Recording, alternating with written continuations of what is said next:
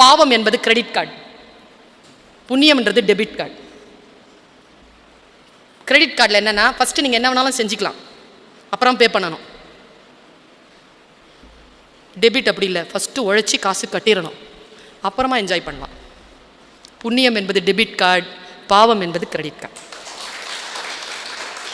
இதை புரிஞ்சுக்கிட்டா போதும். நம்ம இந்த பயம் இருந்தால் நமக்கு போதும்.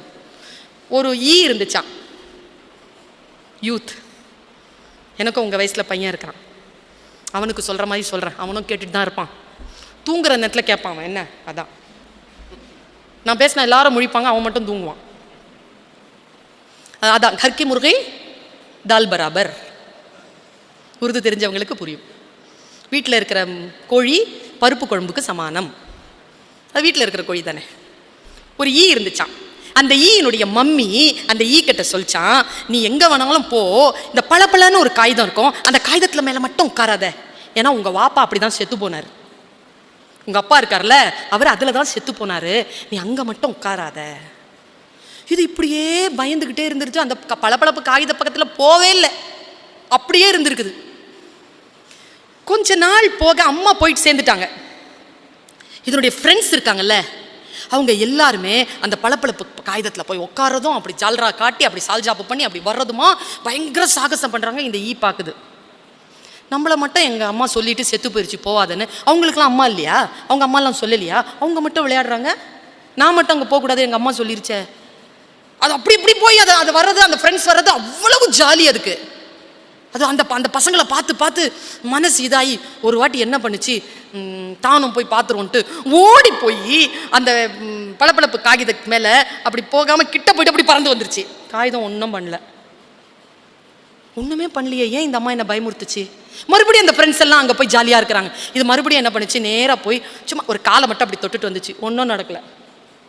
பாரு, அது நம்ம போயிட்டு வரோம், அது ஒன்றும் செய்யலை, எங்கள் அம்மா இதை வேணான்னு சொல்லிச்சேன்னு.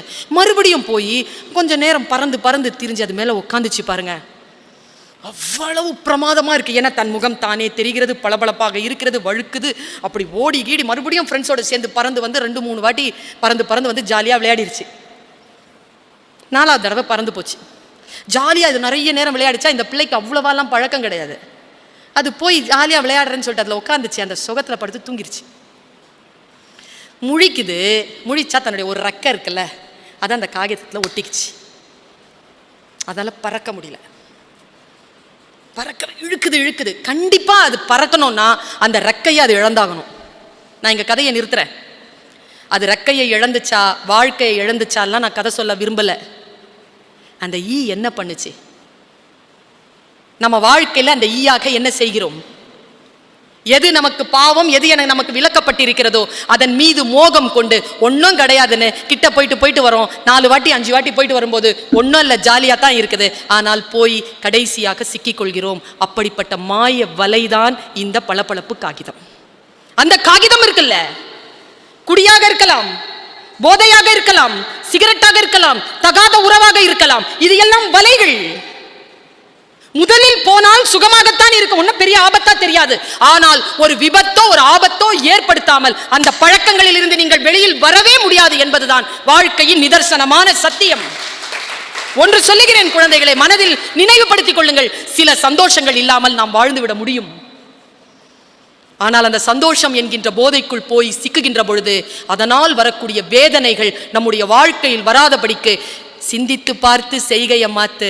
சிறுசாய் இருக்கையில் திருத்திக்கோ, தவறு சிறுசாய் இருக்கையில் திருத்திக்கோ, தெரிஞ்சும் தெரியாம நடந்திருந்தா அது திரும்பவும் வராம பார்த்துக்கோ. இவ்வளவு.